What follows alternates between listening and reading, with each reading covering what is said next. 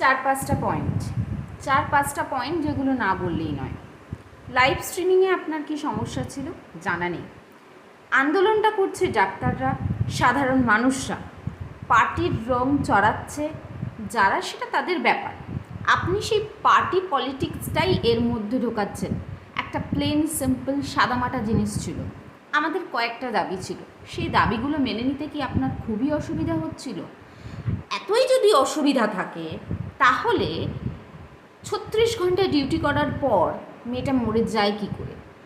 মেয়েটাকে এইভাবে রেপ করা হয় কেন একটু বলতে পারবেন? সিস্টেম, আপনি সিস্টেমটাকে কোন পর্যায়ে নিয়ে গেছেন একটু ঠান্ডা মাথায় ভাবুন তো।